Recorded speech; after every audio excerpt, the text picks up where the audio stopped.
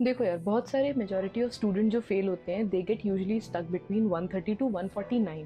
अगर आप भी उनमें से एक हो and you are a repeater and getting stuck again and again at 130 to 149, तो this video is for you. I am doctor Smita and today we are going to dissect कि क्या प्रॉब्लम हो रही है आपके प्रिपरेशन में। ऐसा क्या गलत कर रहे हो आप कि आप बार बार 6 महीने लेकर पढ़ते भी हो, डेडिकेटेड स्टडीज भी करते हो, फिर भी जब एग्जाम हॉल से निकलते हो और जब रिजल्ट्स आते हैं तो the score is almost round about the same. अगर पिछली बार 142 आए थे तो इस बार 146 पे अटक जा रहा है, पिछली बार 137 आए थे तो इस बार 140 पे अटक जा रहा है।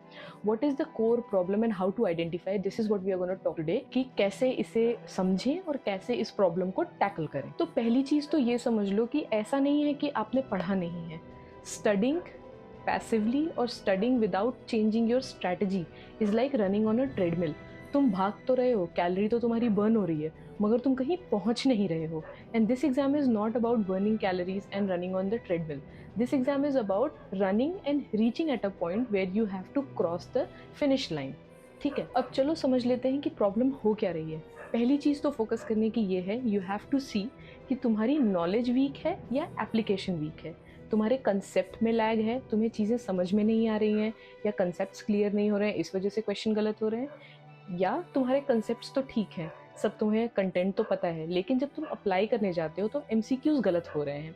तो पहला तो कंपोनेंट इसका यही। दूसरी चीज़ जो हमें ध्यान देनी है वो ये है कि इज इट अबाउट एक्यूरेसी और अबाउट स्पीड।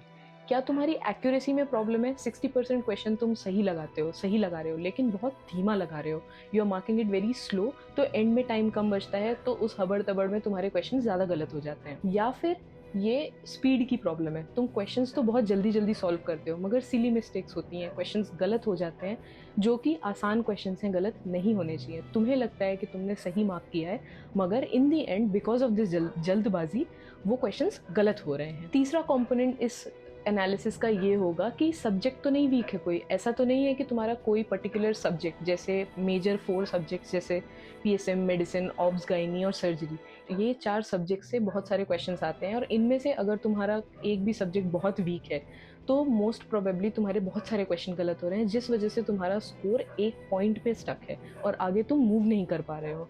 तो picking up on your weaknesses is the most important thing you have to do if you are a repeater। ठीक है, वापस वापस से वही वही नोट्स पढ़ने से और सेम तरह के सेम पैटर्न में पढ़ाई करने से you are not going to achieve, you are not going to cross that finish line. क्योंकि अगर तुम सेम तरह से पढ़ोगे तो फिर से सेम नंबर आएंगे। You have to change your pattern, you have to break out of your pattern. उसके लिए हमें क्या करना है, उसको सॉल्व कैसे करेंगे? तो उसको सॉल्व करने का एक बहुत सिंपल बट इफेक्टिव तरीका है, which is post exam audit. Post exam audit में आप क्या करोगे, एक मॉक पेपर दोगे। ठीक है, 150 सवाल का एक मॉक एफएमजी पेपर दोगे आप, और फिर उसके बाद एनालिसिस करोगे आपकी मिस्टेक्स का। अब उस मिस्टेक्स का एनालिसिस आप कैसे करोगे, 4 बकेट्स बनाओगे आप। ठीक है, 4 बकेट्स ऑफ मिस्टेक। वो 4 बकेट्स ऑफ मिस्टेक में क्या क्या होगा, फर्स्ट बकेट में आप उन क्वेश्चंस को लिखोगे, उन क्वेश्चंस को डालोगे जो आपके कॉन्सेप्ट की गलती की वजह से हुए हैं। सपोज कि आपने कोई आंसर मार्क किया है और गलत मार्क किया है। ठीक है, उसका आंसर पढ़ने के बाद आपको पता चलेगा कि वो जो गलत आपने मार्क किया है वो आपने सिली मिस्टेक करके गलत मार्क किया है, या आपको उस क्वेश्चन के बारे में पता ही नहीं था इसलिए वो क्वेश्चन मार्क गलत हुआ है। तो पहला बकेट यही है, यानी कंसेप्चुअल गैप, कि आपकी थ्योरी पे पकड़ ढीली है उस पर्टिकुलर क्वेश्चन, उस पर्टिकुलर टॉपिक या उस पर्टिकुलर सब्जेक्ट की। राइट, सेकंड बकेट में हम क्या करेंगे, हम डाल रहे हैं फॉरगेटफुल फैक्ट्स। अगर कोई फैक्चुअल क्वेश्चन है और वो आपसे गलत हो रहा है, सपोज कोई डेटा है, कोई फैक्चुअल टाइप का क्वेश्चन है जो सिर्फ याद रखना है, जिसका कोई कॉन्सेप्ट नहीं है, और वैसे क्वेश्चन आपसे गलत हो रहे हैं, तो वो आप बकेट नंबर 2 में डालोगे। उस क्वेश्चन, उस रॉन्ग क्वेश्चन की गिनती आप बकेट नंबर 2 में डालोगे।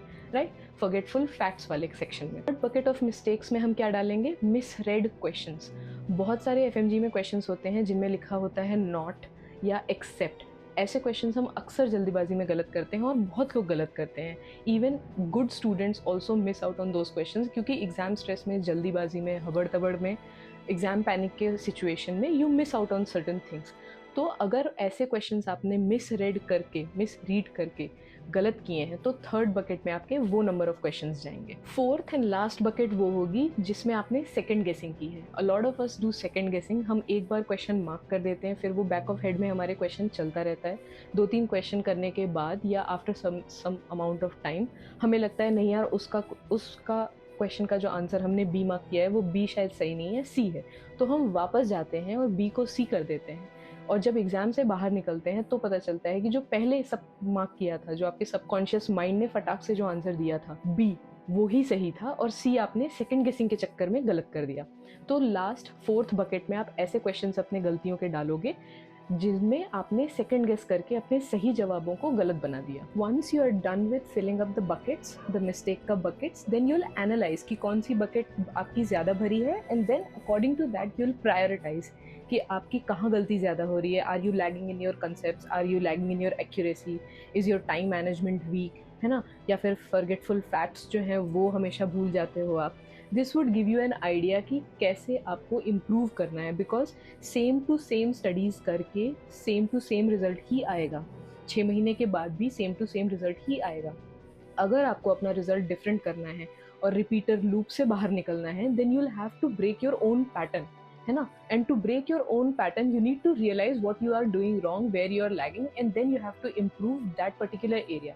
बिकॉज अगर आपका स्कोर 130 के अबव है, then you have enough knowledge to pass FMG easily, है ना। लेकिन कुछ ना कुछ स्ट्रैटेजी में गलती हो रही है, कहीं ना कहीं लैग हो रहा है, जिसकी वजह से आप क्लियर नहीं कर पा रहे हो। तो follow these simple steps. Let me know in the comment section what do you think about these steps, if this is helpful or not. And also let me know if you want to know something more. We'll be continuously helping you for the June 26 ka FMG. So like, comment and subscribe to the channel, and we'll see you in another video. Thank you so much.